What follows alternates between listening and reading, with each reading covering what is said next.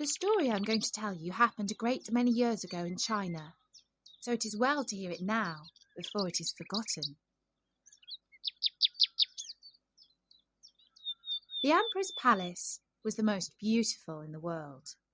It was built entirely of porcelain and very costly, but so delicate and brittle that whoever touched it was obliged to be careful. In the garden could be seen the most singular flowers, with pretty silver bells tied to them, which tinkled so that everyone who passed could not help noticing the flowers. Indeed, everything in the Emperor's garden was remarkable, and it extended so far that the gardener himself did not know where it ended. Those who travelled beyond its limits knew that there was a noble feast with lofty trees sloping down to the deep blue sea, and the great ship sailed under the shadows of its branches. In one of these trees lived a nightingale, who sang so beautifully that even the poor fishermen, who had so many other things to do, stopped and listened. Sometimes when they went at night to spread their nets, they would hear her sing and say, "Oh, is it not beautiful?" But when they returned to their fishing, they forgot the bird until the next night. Then they would hear it again and exclaim, "Oh, how beautiful is the nightingale's song!" Travellers from every country in the world came to the city of the Emperor, which they admired very much, as well as the palace and the gardens. But when they heard of the nightingale, they all declared it to be the best of all. And the travellers on their return home related what they had seen, and learned men wrote books containing descriptions of the town, the palace, and the gardens. But they did not forget the nightingale, which was really the greatest wonder. And those who could write poetry composed beautiful verses about the nightingale, who lived in a forest near the deep sea. The books travelled all over the world, and some of them came into the hand of the Emperor, and he sat in his golden chair, and as he read he nodded his approval every moment, for it pleased him to find such a beautiful description of his city, his palace, and his gardens. But when he came to the words, "The nightingale is the most beautiful of all," he exclaimed, "What is this? I know nothing of any nightingale. Is there such a bird in my empire, and even in my garden? I have never heard of it. Something, it appears, may be learnt from books." Then he called one of his lords-in-waiting, who was so high-bred that when any in an inferior rank to himself spoke to him or asked him a question, he would answer, "Pooh," which means nothing. "There is a very wonderful bird mentioned here, called a nightingale," said the Emperor. "They say it is the best thing in my large kingdom. Why have I not been told of it?"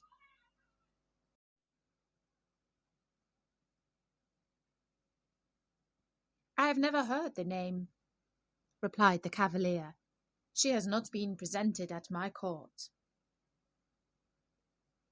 "It is my pleasure that she shall appear this evening," said the Emperor.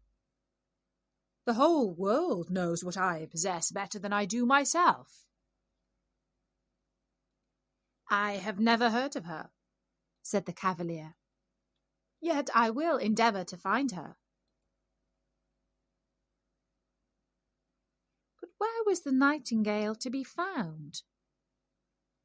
The noblemen went upstairs and down, through halls and passages, yet none of those whom he met had heard of the bird. So he returned to the emperor and said that it must be a fable, invented by those who had written the book. "Your Imperial Majesty," said he, "cannot believe everything contained in books. Sometimes they are only fiction, or what is called the black art. But the book in which I have read this account," said the emperor, "was sent to me by the great and mighty Emperor of Japan, and therefore it cannot contain a falsehood. I will hear the Nightingale. She must be here this evening. She has my highest favour, and if she does not come, the whole court shall be trampled upon after supper is ended." "Tsing Bei!" cried the lord-in-waiting, and again he ran up and down the stairs, through all the halls and corridors, and half the court ran with him, for they did not like the idea of being trampled upon. There was a great inquiry about this wonderful Nightingale, whom all the world knew, but who was unknown to the court.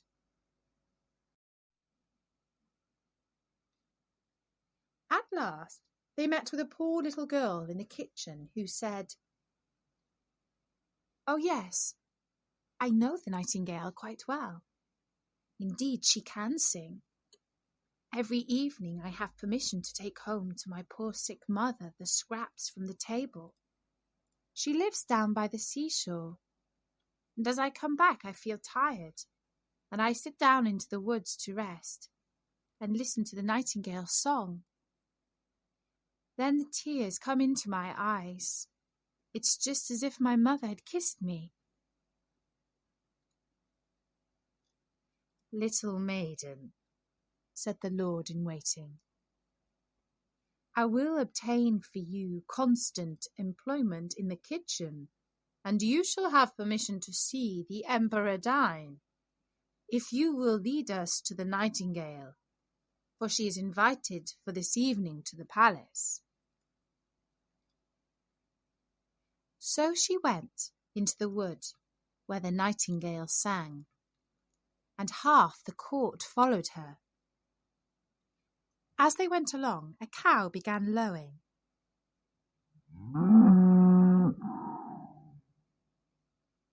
"Oh," said a young courtier, "now we have found her. What wonderful power for such a small creature! I have certainly heard it before."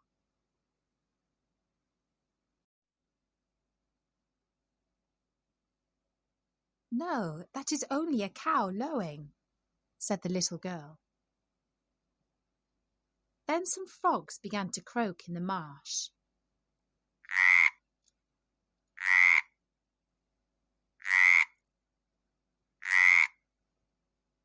"Beautiful," said the young courtier again. "Now I hear it, tinkling like little church bells."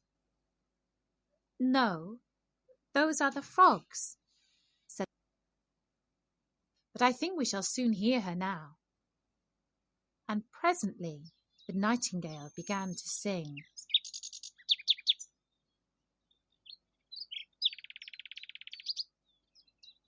"Hark, hark! There she is," said the little girl. "And there she sits," she added, pointing to a little grey bird who was perched on a bough. "Is it possible?" said the lord-in-waiting. "I never imagined it would be a little, plain, simple thing like that. She has certainly changed colour at seeing so many grand people around her." "Little Nightingale," cried the girl, raising her voice, "our most gracious emperor wishes you to sing before him." "With the greatest pleasure," said the Nightingale, and began to sing most delightfully. "It sounds like tiny glass bells," said the lords-in-waiting. and see how her little throat works. It is surprising that we have never heard this before.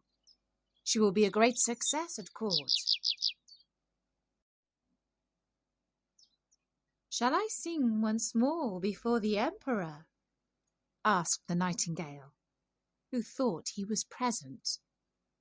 My excellent little Nightingale, said the courtier, I have the greatest pleasure of inviting you to a court festival this evening, where you will gain imperial favour by your charming song. My song sounds best in the green wood, said the bird, but still she came willingly when she heard the Emperor's wish. The palace was elegantly decorated for the occasion. The walls and floors of porcelain glittered in the light of 1,000 lamps. Beautiful flowers, round which little bells were tied, stood in the corridors. What with running to and fro and the draught, these bells tinkled so loudly that no one could speak to be heard. In the centre of the great hall, a golden perch had been fixed for the Nightingale to sit on. The whole court was present, and the little kitchen maid had received permission to stand by the door. She was not installed as a real court cook. All were in full dress, and every eye was turned to the little grey bird when the Emperor nodded to her to begin. The Nightingale sang so sweetly that the tears came into the Emperor's eyes and then rolled down his cheeks as her song became still more touching and went to everyone's heart. The Emperor was so delighted that he declared the Nightingale should have his gold slipper to wear round her neck. But she declined the honour with thanks. She had been sufficiently rewarded already. I have seen tears in an emperor's eyes, she said. That is my richest reward. An emperor's tears have wonderful power, and are quite sufficient honour for me. And then she sang again, more enchantingly than ever.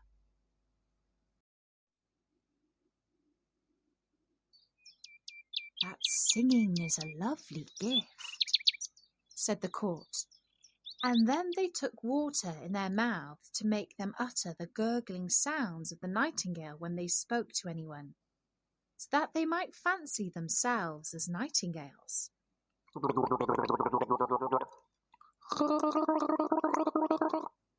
And the footmen and the chambermaids also expressed their satisfaction, which is saying a great deal, for they are very difficult to please.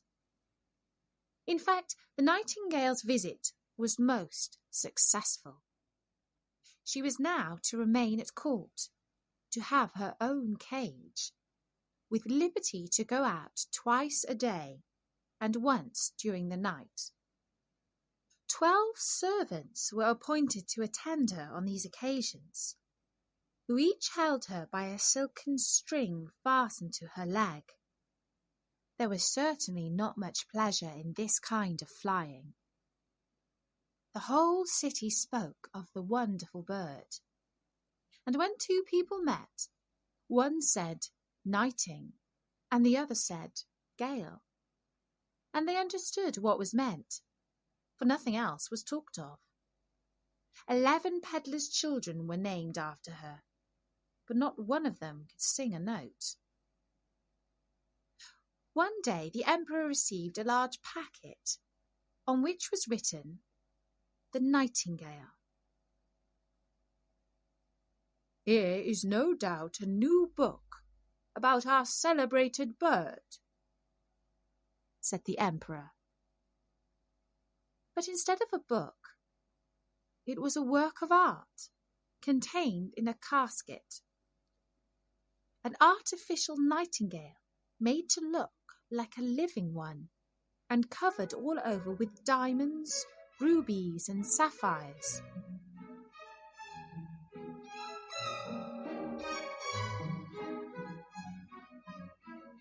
As soon as the artificial bird was wound up, it could sing like the real one and could move its tail up and down, which sparkled with silver and gold.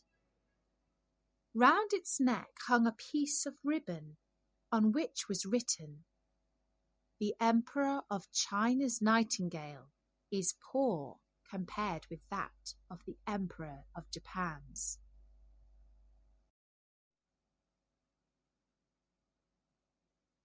"This is very beautiful," exclaimed all who saw it. And he who had brought the artificial bird received the title of Imperial Nightingale Bringer in Chief. "Now they must sing together," said the court, "and what a duet it will be." But they did not get on well, for the real nightingale sang in its own natural way, but the artificial bird sang only in waltzes. "That is not a fault," said the music master. "It is quite perfect to my taste." So then it had to sing alone, and was as successful as the real bird. Besides, it was so much prettier to look at, for it sparkled like bracelets and breastpins. 33 times did it sing the same tunes without being tired. The people would gladly have heard it again, but the emperor said that the living nightingale ought to sing something. But where was she? No one had noticed her when she flew out at the open window, back to her own green woods. "What strange conduct," said the emperor, when her flight had been discovered. And all the courtiers blamed her and said she was a very ungrateful creature. "But we have the best bird after all," said one. And then they would have the bird sing again, although it was the 34th time they had listened to the same piece, and even then they had not learnt it, for it was rather difficult. But the music master praised the bird in the highest degree, and even asserted that it was better than a real nightingale, not only in its dress and the beautiful diamonds, but also in its musical power. "For you must perceive, my chief lord and emperor, that with a real nightingale we can never tell what is going to be sung, but with this bird everything is settled. It can be opened and explained, so that people may understand how one note follows upon another." "This is exactly what we think," they all replied.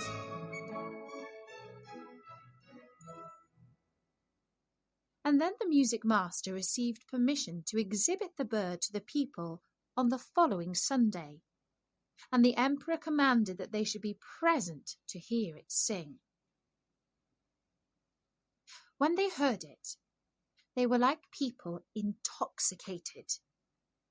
However, it must have been with drinking tea, which is quite a Chinese custom. They all said, "Oh!" and held up their forefinger and nodded. But a poor fisherman, who had heard the real nightingale, said, "It sounds pretty enough, and the melodies are all alike. Yet there seems something wanting. I cannot exactly tell what."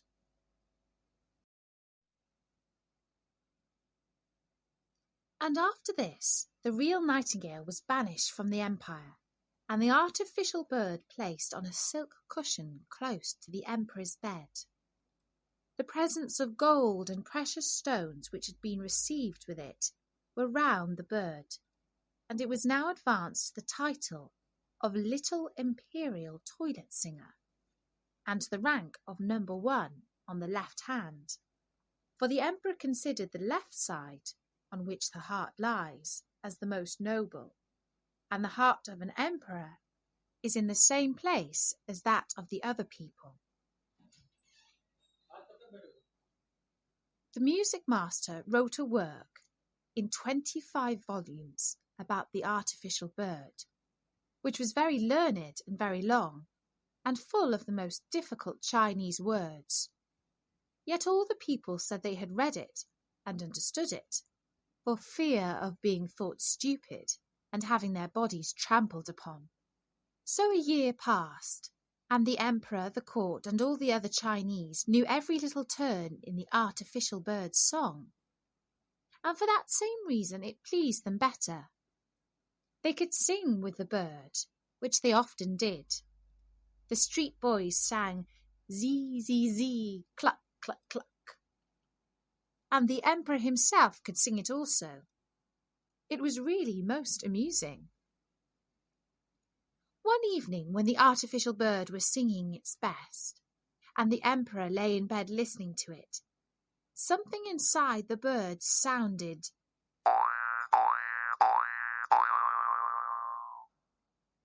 Then a spring cracked. Whirr! Went all the wheels, running round and round. And then the music stopped. The emperor immediately sprang out of bed and called for his physician. But what could he do?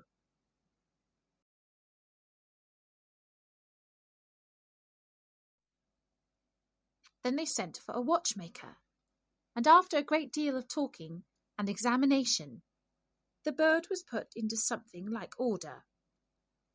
But he said that it must be very careful, as the barrels were worn, and it would be impossible to put in new ones without injuring the music. Now there was great sorrow, as the bird could only be allowed to play once a year, and even that was dangerous for the works inside it. Then the music master made a little speech, full of hard words, and declared that the bird was as good as ever. And of course, no one contradicted him. 5 years passed. The Chinese really were fond of their emperor, and he now lay so ill that he was not expected to live. Already a new emperor had been chosen, and the people who stood in the street asked the lord-in-waiting how old the emperor was. But he only said, "Pooh," and shook his head. Cold and pale lay the emperor in his royal bed. The whole court thought he was dead, and everyone ran away to pay homage to his successor. The chamberlains went out to have a talk on the matter, and the ladies' maids invited company to take coffee.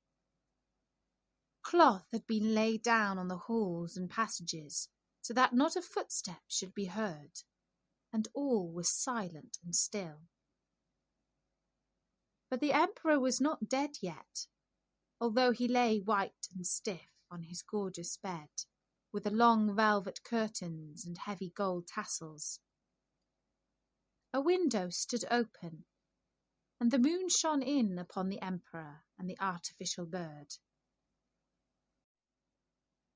The poor emperor, finding he could scarcely breathe, with a strange weight on his chest, opened his eyes, and saw Death sitting there.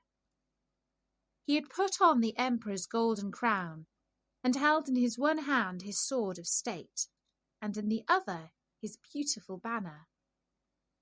All around the bed, and peeping through the long velvet curtains, were a number of strange heads, some very ugly, and others lovely and gentle-looking. These were the emperor's good and bad deeds, which stared him in the face. Now Death sat at his heart. Do you remember this? Do you recollect that? They asked one after another. thus bringing to his remembrance circumstances that made the perspiration stand on his brow. "I know nothing about it," said the emperor. "Music, music," he cried. "The large Chinese drum, that I may not hear what they say."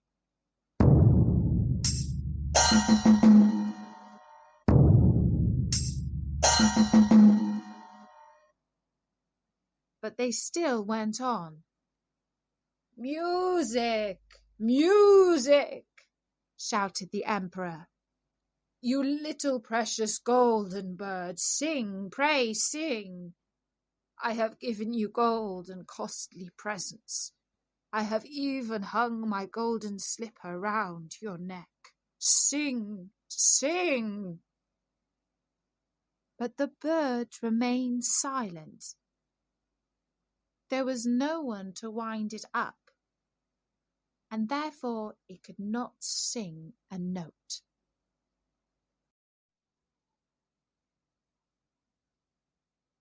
Death continued to stare at the emperor with his cold, hollow eyes, and the room was fearfully still.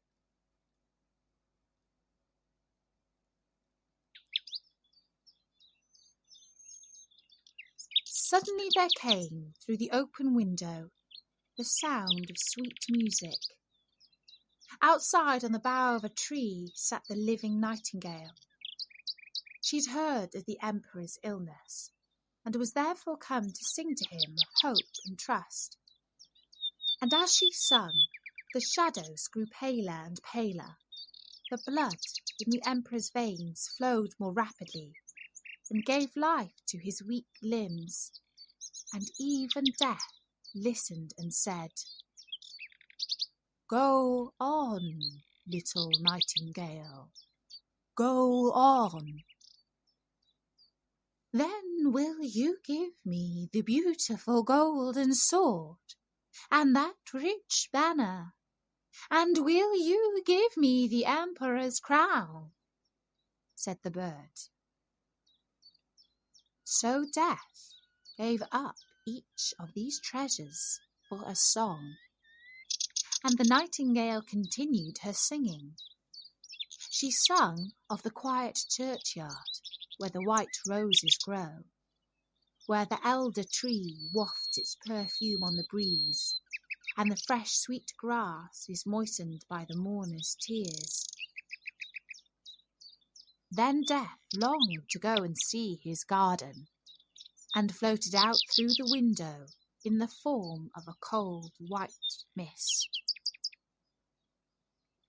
"Thanks, you heavenly little bird. I know you well. I banished you from my kingdom once, and yet you have charmed away the evil faces from my bed, and banished death from my heart with your sweet song. How can I reward you?" "You have already rewarded me," said the nightingale. "I shall never forget that I drew tears from your eyes the first time I sang to you. These are the jewels that rejoice a singer's heart. But now sleep, and grow strong and well again. I will sing to you again." And as she sung, the emperor fell into a sweet sleep. And how mild and refreshing that slumber was! When he awoke, strengthened and restored, the sun shone brightly through the window, but not one of his servants had returned. They all believed he was dead. Only the nightingale still sat beside him and sang. "You must always remain with me," said the emperor. "You shall only sing when it pleases you, and I will break the artificial bird into 1,000 pieces.